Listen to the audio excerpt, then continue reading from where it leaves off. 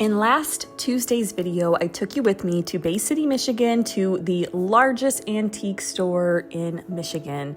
I was on the hunt for vintage shell boxes, brass bookends, and some glass hurricane typefaces. Well, I found all of those things, and in this video, we are going to style them together in my 1800s Victorian home, along with a couple other DIY projects that I've been working on.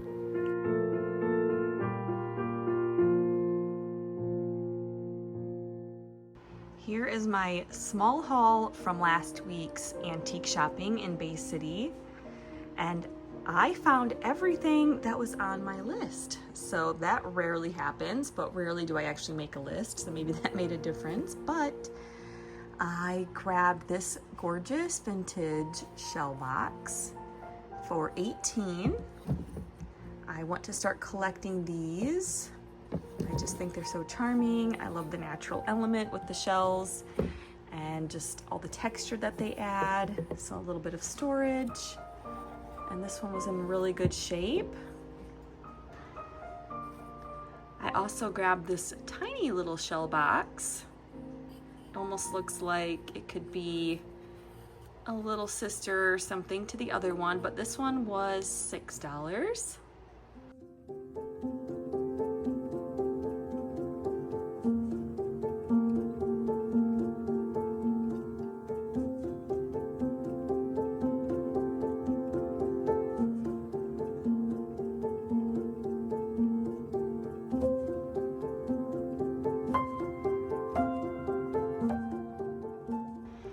I found myself some bookends. I wanted some brass bookends instead of the marble ones I have in my fireplace. And I think when we style these, we're gonna kind of rework the fireplace a little bit. I have a couple ideas as far as what I wanna do, but these were $24 for the pair.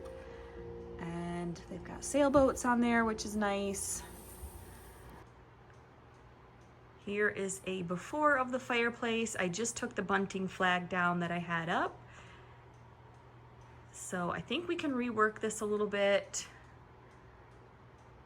and do something different, especially now that I've got those new brass bookends. I think I want to switch out the books for something else. So let's work on this and see how we can update it a little bit.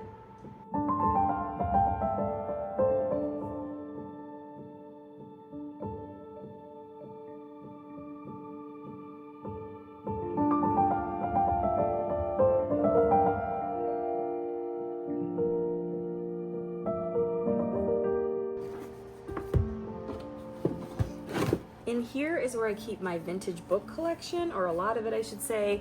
Actually, I just have blue and green books in here at the moment.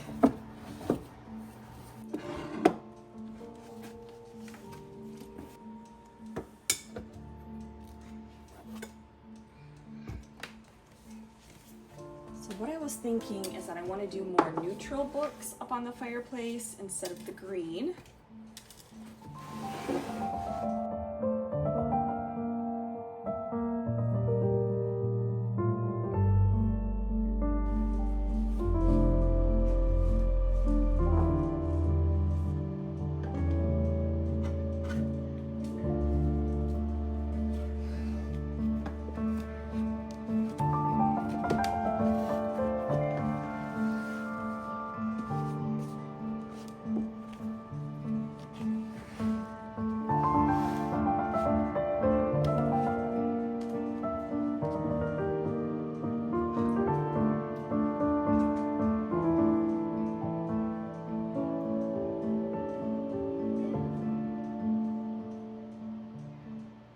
I thought maybe we could try these candlestick lamps on the fireplace that I recovered recently with you guys on the channel here.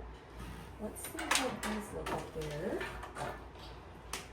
Don't think the blue is working. It's not quite the right blue.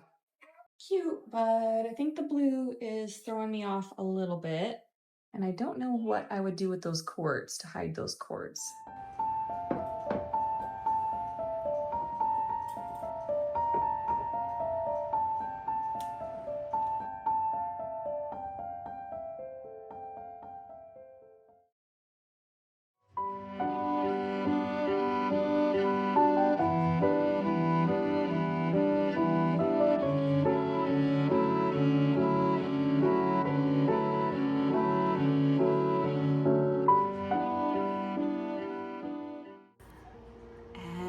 also grabbed these oil lamp globes. And these were pretty expensive. These were $14 a piece. I'm not sure why these were so much, but I'm really nervous I'm gonna break them or something. But my idea with these was to actually put some candlesticks in here and then just rest this over top. I've seen quite a few people do that, designers do that, and I liked the way that it looked. So I wanted to try it, and I think I know where I want to put those, and they'll be kind of up and away and hopefully a little more protected from falling and breaking.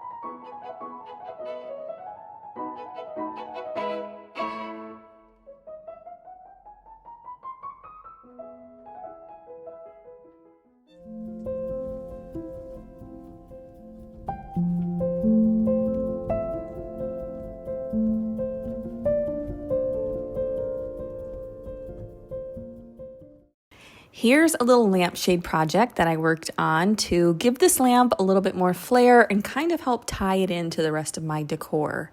I had this extra tassel fringe laying around, and I thought that it would look really darling if I attached it to the bottom of this lampshade. However, I did not want it to be permanent, so I opted not to use hot glue, and I just threaded it on with a needle and thread. So in case I change my mind and I just want to go back to the original lampshade, I have that option, but I think it looks really, really sweet. This was a perfect way for me to update my lampshade without making a permanent change. I'm always looking for ways to update things and change them without permanently doing so, because I change my mind so often. Let me know if you are also like that. But if you've enjoyed this video so far, would you please give it a big thumbs up and share it to your social media accounts or even with a friend who might also like it. Also, I wanted to let you know that I'm going to be playing with my upload time. Usually it's 5 p.m. Eastern Standard Time, but I'm going to adjust and see if possibly an earlier or a later time works. Still every Tuesday, so put your notification bell on so that you don't miss anything.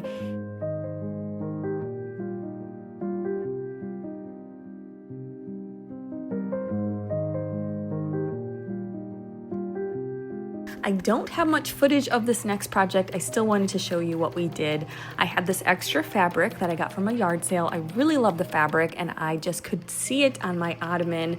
So I safety pinned it on very roughly to get an idea. And my mom said that she would sew me a little slip cover for it.